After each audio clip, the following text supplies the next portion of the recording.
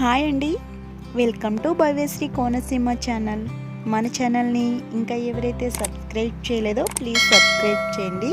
పక్కనే ఉన్న బెల్ ఐకాన్ని యాక్టివేట్ చేయండి. ఈరోజు వీడియోలో ఎంతో రుచికరంగా ఉండే ముల్లంగి పచ్చడిని మనం ఎలా తయారు చేయాలో చూద్దాం.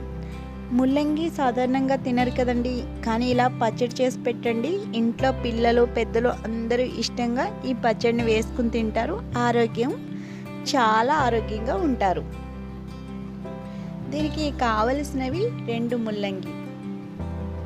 ముల్లంగిల్ని శుభ్రంగా కడిగి చెక్కుకొని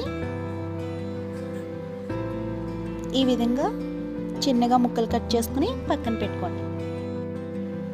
స్టవ్ ఆన్ చేసి ఒక పాన్ పెట్టుకుని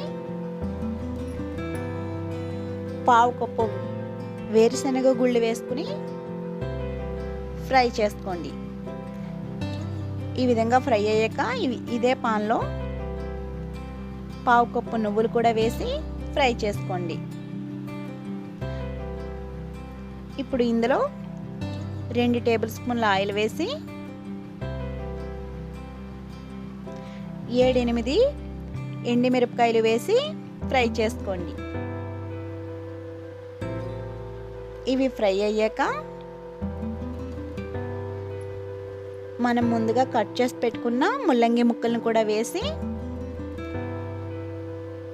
ఫ్రై చేసుకోండి.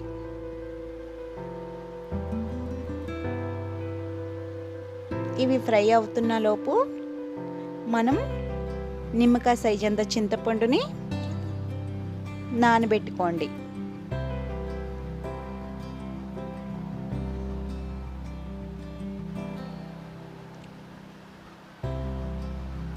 ఈ విధంగా ముల్లంగి ముక్కలు ఫ్రై చేసుకున్నాక ఒక మిక్సీ జార్ తీసుకుని వేయించుకున్న వేరుశనగ గుళ్ళు వేసుకోండి. ఇందులోనే ఎండుమిరపకాయలు నువ్వులు కూడా వేసుకోండి. ఇదంతా కూడా మెత్తగా గ్రైండ్ చేసుకోండి. ఈ విధంగా మెత్తగా గ్రైండ్ అయ్యాక ఇందులో మనం ఫ్రై చేసుకున్న ముల్లంగి ముక్కలను వేసుకోండి. ఇందులోనే 5 వెల్లుల్లిపాయ రెబ్బలు వేసుకోండి. రుచికి సరిపడా సాల్ట్ వేసుకోండి. మనం నానబెట్టుకున్న చింతపండు పులుసు కూడా వేసి మెత్తగా గ్రైండ్ చేసుకోండి.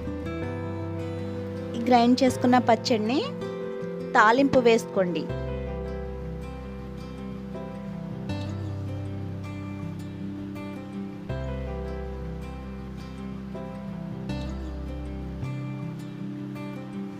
మూడు టేబుల్ స్పూన్ల ఆయిల్ వేసి ఆవాలు, పచ్చిశనగపప్పు వేసి ఫ్రై చేసుకోండి.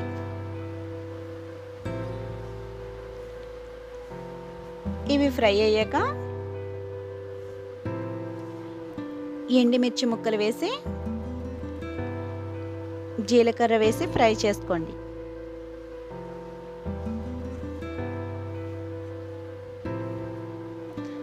కరివేపాకు కూడా వేసి ఫ్రై చేసుకోండి.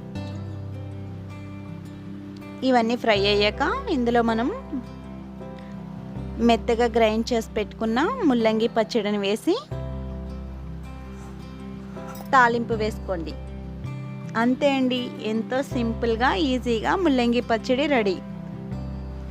ఈ వీడియో కనుక మీకు నచ్చితే లైక్ చేయండి, షేర్ చేయండి, సబ్స్క్రైబ్ చేయండి. Thanks for watching.